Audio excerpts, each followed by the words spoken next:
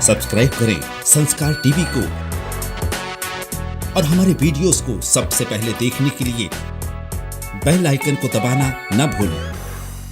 नारद जी कहते हैं कि मैं तुम्हें, ऐसे तो धर्म के 30 लक्षण हैं। कितने लक्षण हैं? 30। बहुत बड़ी कथा है, लेकिन मैं तुम्हें 5 लक्षण बताता हूं जो तुम रोजाना जिससे अगर करोगे तो तुम धर्म को बचा कर रख सकते हो। और अगर इन 5 को नहीं किया तो बाकी जो बड़े बड़े लक्षण हैं वो करके भी कोई फायदा नहीं, क्योंकि जो सबसे महत्वपूर्ण है, कहते ना बिल्डिंग बनाते हैं बड़ी, नींव ठीक नहीं होगी तो बिल्डिंग कितने समय तक खड़ी रहेगी। तो जो 5 लक्षण है वो अगर नहीं किया तो बड़े बड़े लक्षण करने का कोई फायदा नहीं। तो 5 लक्षण क्या है? पहला लक्षण सत्य। सत्य की राह कभी मत छोड़ो। राजा हरिश्चंद्र ने पत्नी का विक्रय करके भी सत्य की राह नहीं छोड़ी। आज के समय में मुश्किल है, लेकिन फिर भी जहां झूठ बोलने की जरूरत नहीं है वहां झूठ मत बोलिए। कभी ऐसा हो कि आपके झूठ से कुछ अच्छा हो रहा है, कोई बहुत बड़ा संकट टल रहा है, तो फिर भी ऐसे झूठों को भगवान माफ कर देते हैं। लेकिन जहां जरूरत नहीं वहां झूठ मत बोलिए। जैसे मैं एक उदाहरण आपको देती हूँ, जो यहाँ बैठा हर व्यक्ति दिन में, खास करके जो पुरुष भाई है, दिन में 3 से 4 बार तो पक्का बोलते हैं। कौन सा झूठ? जब आपको किसी से मिलने जाना है, आपने एक समय बांधा है मिलने का, वो समय पार हो चुका, वो व्यक्ति वहां खड़ा आपका इंतजार कर रहा है, उसने आपको फोन किया, कहाँ हो? आप कहते हैं बस 5 मिनट रास्ते में हूं, और आप घर से निकले भी नहीं हैं। है कि नहीं? सब सारे ला रहे हैं। अब इस समय झूठ बोलने की जरूरत है? अरे वो थोड़ा चिल्लाएगा सामने से, और क्या होगा? और हम वो चिल्लाहट सुनना नहीं चाहते, इसलिए हम कह देते कि अरे निकल गए रास्ते में। थोड़ा सा चिल्ला देगा, अरे भाई क्या करते हो, मैं कब से खड़ा हूं, ये हूं वो, ठीक है, थोड़ा प्यार से समझा देना। पर यहां झूठ बोलने की जरूरत नहीं थी, पर हम बोलते हैं। बच्चे जब कोई गलती करते हैं, पहले तो मुंह से ना ही निकलता है, भले ही छोटी से छोटी गलती भी है, थोड़ा सा कुछ गिर गया यहाँ पर या टूट गया, किसने तोड़ा? मैंने नहीं। सच्ची बताओ? हाँ मुझसे। अरे जब सच बोलना ही है तो पहली बार में बोल दो। जब पता है कि सच बोलना ही है तो पहली बार में बोल दो, क्योंकि आप जितने झूठ बोलते हैं आपके ऊपर उतना पाप चढ़ता है। कहते ना जब पाप बहुत बढ़ने लगता है तो पाप का घड़ा फूट गया, तो वैसे एक बड़ा सा घड़ा पड़ा रहता है भगवान के पास, एक एक झूठ बोलते एक एक चिट गिरती रहती है उस पर। जब वो भर जाता है तो क्यों बोलना? जहां जरूरत नहीं वहां झूठ मत बोलिए। तो पहला लक्षण है सत्य। दूसरा लक्षण है दया, जो खत्म हो चुकी है। आज हमारे सामने सामने गलत काम होते हैं, कोई पीड़ा में है, कोई चिल्ला रहा है, कोई चीख रहा है, हम उसकी मदद नहीं करते। और चलो मदद नहीं करते तो कई ऐसे होते जो वहां से चले जाते हैं मुंह फेर कर। अब उनसे पूछो मुंह फेर कर क्यों गए, तो वो कहेंगे कि हम में इतनी दया है कि हम वो होता देख ही नहीं सकते, इसीलिए हम चले गए। लेकिन कुछ तो वहीं खड़े रहते हैं और वहां खड़े खड़े एक क्रूरता का कार्य और करते हैं। क्या करते हैं बताइए? हम सभी करते हैं, यहाँ पर वीडियो बनाते हैं। कोई पीड़ा में है, किसी को कितनी तकलीफ हो रही है, और हम वहां खड़े होकर उसका वीडियो बना रहे हैं। कहां है दया, इंसानियत? हमसे अच्छे पशु हैं।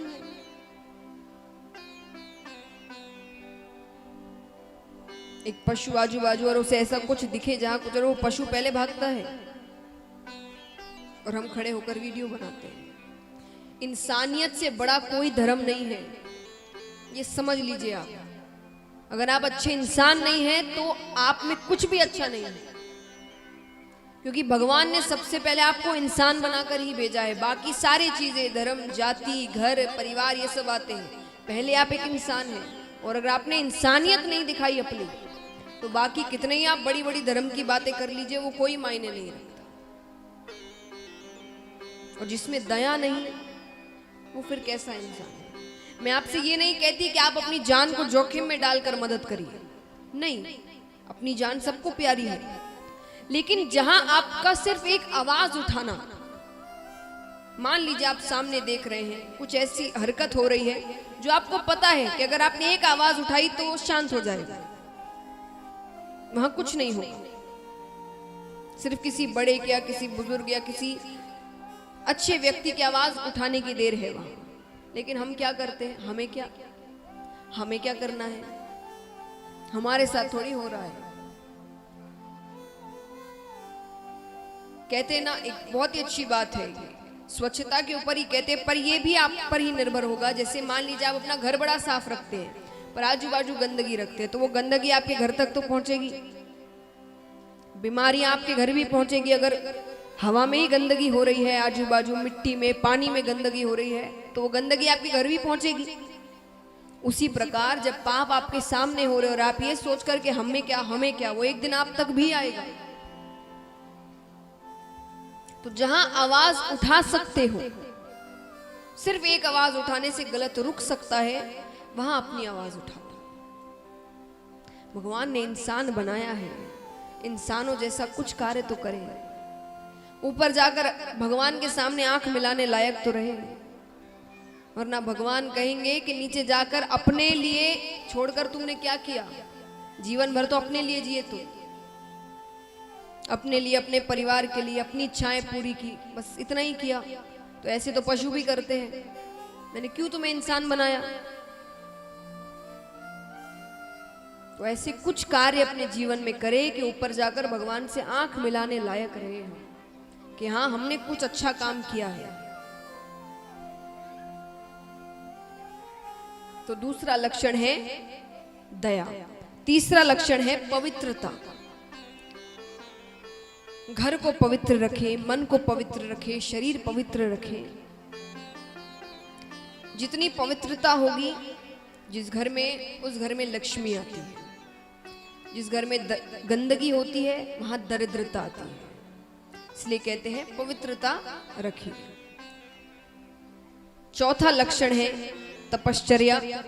शरीर को तो चलिए पवित्र रख ही लेते, साफ सुथरा रख ही लेते, नए नए साबुन, शैम्पू इत्यादि आ गए हैं, जैसा चाहो वैसा साबुन, वैसा शैम्पू मिलता है।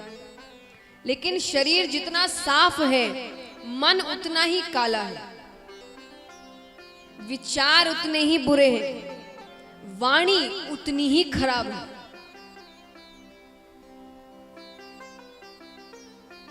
तो यानी अपनी वाणी, अपने विचार पवित्र रखे। किसी को कुछ कहने से पहले 100 बार सोचिए।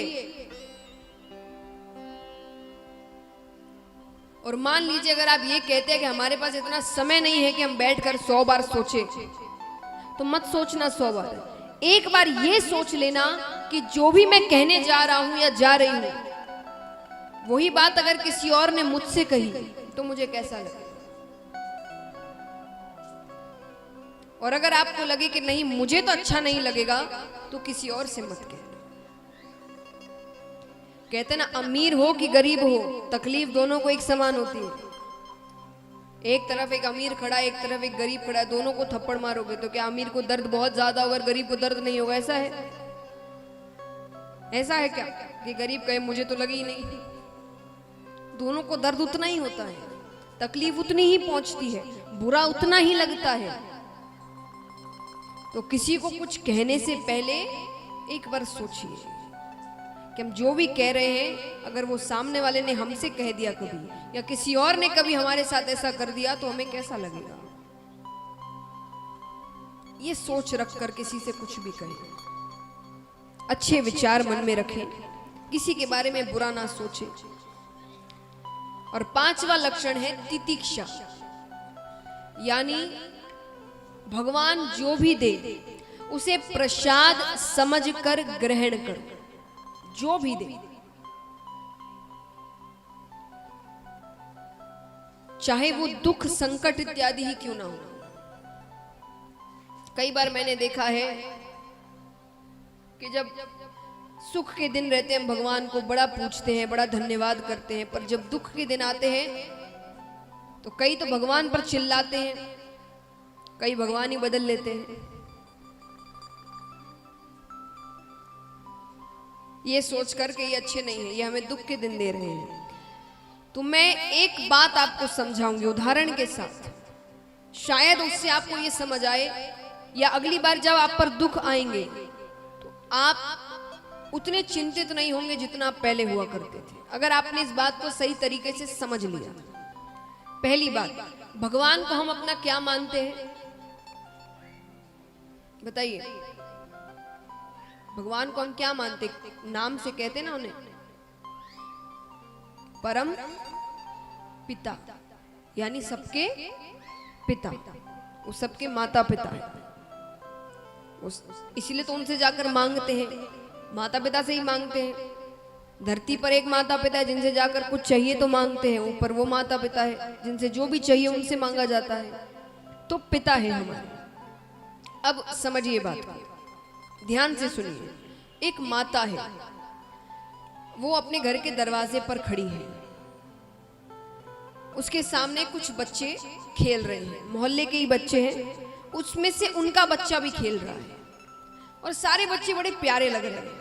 कभी होता है ना, बच्चे बड़े प्यारे लगते हैं, बड़ी अच्छी हरकतें करते हैं, बड़ा प्यार लाड आता है उनके ऊपर, तो बच्चे बड़े प्यारे लग रहे हैं। माता के मन में आया कि मैं सभी बच्चों को चॉकलेट दूं।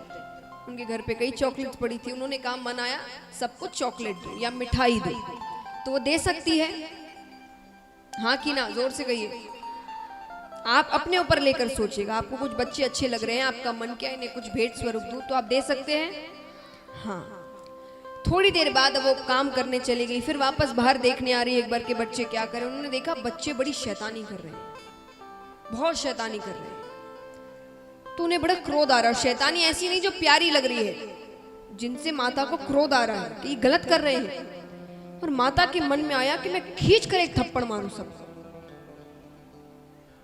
वो सबको मार सकती है? हाँ या ना? नहीं। किसको मार सकती है? अपने बच्चे। तो भगवान सुख यानी चॉकलेट सबको देते हैं, लेकिन दुख यानी थप्पड़ उसे ही देते हैं जिसे अपना बालक समझते हैं।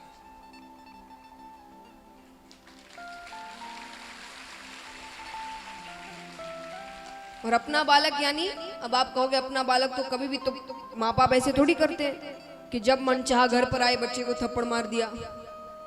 ऐसा करते हैं क्या? या घर बैठे बैठे बोर हो रहे हैं, कुछ करने को चाहिए, बच्चे को बुलाया और मार दिया? ऐसा करते हैं? कब मारते हैं? जब गलती करते हैं। तो दुख आए तो इसका मतलब ये नहीं कि भगवान को कुछ करने को नहीं था इसलिए आपको दुख दे दिया। मतलब आपने कुछ गलती की है, आपने कुछ गलत काम किए हैं, आपको उसकी ही सजा मिल रही है। तो अगली बार जब दुख आए तो भगवान पर चिल्लाने की बजाय, क्रोधित होने की बजाय उन्हें धन्यवाद करना कि आपने मुझे अपना बच्चा समझा और सोचने पर मजबूर किया कि मैंने कहां क्या गलती की थी जिसकी सजा मुझे आज मिल रही है। तब आप उसका सही प्रायश्चित करेंगे, अपनी सोच सही करेंगे। भगवान कभी किसी का बुरा नहीं चाहते।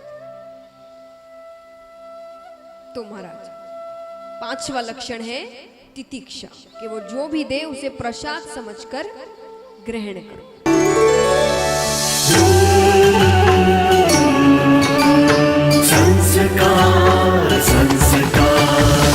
संस्कार, द चैनल ऑफ इंडिया। हमारी संस्कृति, हमारी विरासत।